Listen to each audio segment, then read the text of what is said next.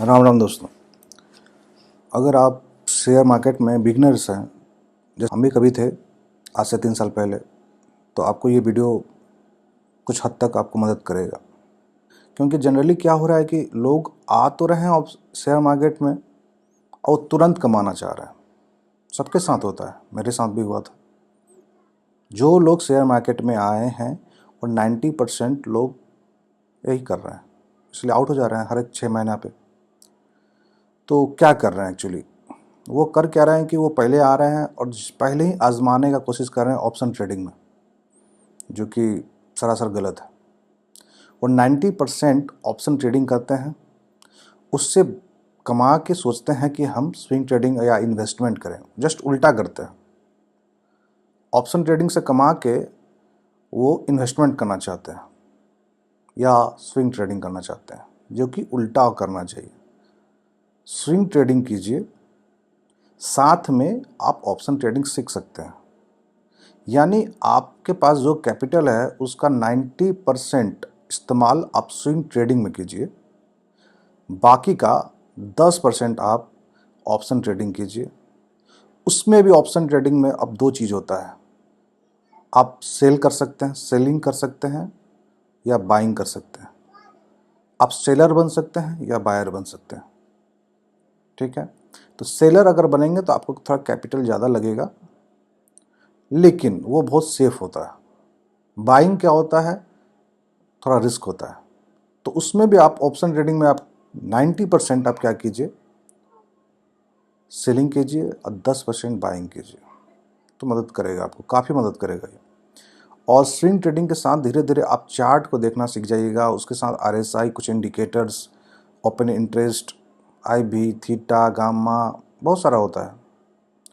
तो वो सब चीज़ धीरे धीरे नॉलेज होने लगेगा। लेकिन उसके लिए आपको कुछ यूट्यूब्स पे कुछ अगर आपको नॉलेज मिल रहा है कहीं से, कोई टीचर है, कोई अच्छा टीचर है, तो सब कोई पैसा नहीं ले रहा है। बहुत कोई है जो बिना पैसा लिए यूट्यूब पे नॉलेज दे रहे हैं। तो उनसे सीखिए कुछ। यूट्यूब पे अगर कुछ दिखा रहे हैं, थीटा गामा का नॉलेज दे रहे हैं, IB का नॉलेज दे रहे हैं कोई, तो उनसे सीखिए या किताब पढ़िए, कुछ तो करना होगा। यूँ ही ऑप्शन ट्रेडिंग में अगर आप उतर जाते हैं तो पैसा तो जाना सुनिश्चित है। तो मेरे ख्याल से यही है कि अगर आप जो भी है बिगनर्स हैं या मतलब 2-3 साल भी अगर हुआ है, तो अभी आपको यही करना चाहिए, स्विंग ट्रेडिंग ज़्यादा कीजिए। उससे जो पैसा आता है, जो कमाते, जैसे मान लीजिए महीने में अगर आप 10,000 कमाए, तो 10,000 पे आप अंतिम 20 से 30 जो होता है डेट, उसमें फ्लक्चुएशन बहुत मार्केट का होता है। मार्केट गिरता है, रिवर्स मोड में आता है। फ्यूचर का एक्सपायरी होता है, उसमें ऑप्शन का एक्सपायरी होता है, मार्केट गिरता है, पता है सबको। और उस समय मार्केट गिरेगा ही गिरेगा। तो जब कोई चीज़ सुनिश्चित हो तो उस समय कुछ आप दूर का आप सेल कर सकते हैं। 20 तारीख के बाद आप एक ऑप्शन को, कॉल ऑप्शन को सेल कर सकते हैं, प्रॉफिट दे के जाएगा आपको। तो इस तरह से धीरे धीरे आप नॉलेज बढ़ाइए, ठीक है। और 1 तारीख के बाद, अगर 1 तारीख है, मंथ का 1 तारीख है, तो दूर का एक पुट ऑप्शन को सेल कर सकते हैं। पुट ऑप्शन सेल करने का मतलब हुआ कि आप ये बता रहे हैं, मतलब ये आपका ये मतलब थॉट है कि मार्केट ऊपर जाएगा। पुट मतलब नीचे जाना, उसको सेल कर रहे हैं मतलब मार्केट ऊपर जाएगा तो आपको प्रॉफिट बनेगा। नहीं भी जाएगा, अगर रुक भी जाता है बीच में, तो भी प्रॉफिट बनेगा, ठीक है। वो आप पे है कि आप वीकली एक्सपायरी ले रहे हैं या मंथली एक्सपायरी। तो इस धीरे धीरे धीरे नॉलेज बढ़ाइएगा पहले। लेकिन स्विंग ट्रेडिंग करना होगा। स्विंग ट्रेडिंग जो पैसा आएगा उस पर आप रिस्क लीजिए, 10% 20% रिस्क लीजिए, जाएगा तो वही जाएगा। बाकी तो मंथली आपको तो होगा ना कि मंथली मेहनत किया मैंने तो मुझे कुछ पैसा मिला मंथ में, सारा पैसा तो जाएगा नहीं। फिर अगले मंथ कीजिए। इस तरह से 2-3 मंथ करिए और आपको धीरे धीरे नॉलेज बढ़ने लगेगा, कॉन्फिडेंस आने लगेगा कि नहीं क्या है। ओपन इंटरेस्ट को ज़रूर फॉलो कीजिए अगर आप ऑप्शन ट्रेडिंग करते हैं तो, ठीक है। और जिस दिन एक्सपायरी होता है उस दिन आप IB, इंडिया विक्स होता है एक, उसको ज़रूर फॉलो कीजिए। खास करके 1:30 से 2:30 बजे के बीच में उसको ध्यान देते रहिए, क्योंकि वो समय जो हीरो जीरो कॉल होता है, वो समय उसी समय होता है हीरो जीरो कॉल। अगर बाय मिस्टेक, अगर मतलब अचानक से इंडिया विक्स गिर जाता है, तो समझ लीजिए मार्केट अचानक ऊपर जाएगा। और अचानक अगर ऊपर चला जाता है, उस समय प्लस में चला जाता है, तो समझिए उस समय मार्केट गिरेगा। हमेशा यही होता है, और लोग उसी को देख के करते हैं फॉलो, और ऑप्शन ओपन इंटरेस्ट भी देखते ही हैं। तो ये हुआ। तो मेरा ये जो मैं एक्चुअली बताने जा रहा हूँ ये सब चीज़ तो ठीक है, और मैं एक्चुअली बताने जा रहा था नवंबर से इस अकाउंट में, जो मेरा ये अकाउंट है ये तो बहुत दिन से बंद पड़ा था, फिर मैंने नवंबर में इसमें कुछ पैसा डाला, तो नवंबर से जनवरी तक मैंने जो इसमें कमाया उसके बारे में कुछ मैं अपना पिनल शेयर करने जा रहा हूँ। नवंबर एक्चुअली 13-14 तारीख से मैंने ट्रेड करना शुरू किया अपना ये अकाउंट में, तो नवंबर से लेकर जनवरी तक, ठीक है। मैं अपना पिनल शो करता हूँ, और बीच बीच में मैंने ऑप्शन ट्रेडिंग भी उसमें किया कुछ, तो वो भी दिखा दूंगा कि ज़्यादा करता नहीं हूँ, लेकिन दूसरे अकाउंट में भी बहुत सारा अकाउंट है अलग अलग ब्रोकर का, तो उसमें भी करता हूँ, तो फिलहाल मैं दिखाता हूँ। और नॉलेज का बात रहा तो आप कहीं से बुक से भी ले सकते हैं, और कुछ यूट्यूब्स के अच्छे टीचर्स हैं वो पढ़ाते हैं, तो उनसे भी नॉलेज तक किसी से भी मिल सकता है। जो कोई ये सोचिए मत कि ये नया ट्रेडर है उस पर ज़्यादा व्यूज़ नहीं है तो क्या नॉलेज देगा, नॉलेज कहीं से भी मिल सकता है। अगर आप शॉर्ट्स स्क्रॉल कर रहे हैं और आपको अचानक अच्छा कोई शॉर्ट्स दिख जाता है तो आपको नॉलेज वहीं से मिल सकता है, ठीक है ना। तो आप रात में देखिए, रात में अचानक लोग बहुत सारा वीडियोस देखते हैं इधर उधर का वीडियो, उससे अच्छा है कि अपना जो अगर आप ट्रेडिंग से जुड़े हैं तो ट्रेडिंग का ही वीडियो देख के कुछ होइए, कुछ तो नॉलेज बढ़ेगा, रोज़ कीजिएगा तो कुछ तो नॉलेज बढ़ते जाएगा, ठीक है। तो मैं अपना पिनल शेयर करता हूँ, देखिए उसमें क्या आपको सीखने को मिलता है। जैसा कि आप देख रहे हैं ये मेरा अकाउंट है ज़ेरोधा का, और मैंने इक्विटी में क्या किया है, मैंने कब से कब तक किया है देखिए। नवंबर 1 तारीख से मैंने सेलेक्ट किया, कब तक, तो जनवरी 31 तक मैंने क्या किया है, प्रॉफिट लॉस सारा कुछ दिख जाएगा इक्विटी में। देखिए ये अनरिलीज है, ठीक है, तो ये चल रहा है अभी, और एक भी लॉस देखिए, एक भी लॉस है, एक भी लॉस नहीं है। और देखिए प्रॉफिट देखिए एक दिन का 725, 1900, 1200, 2800, 2000, 600, इस तरह से प्रॉफिट चला है, 4000।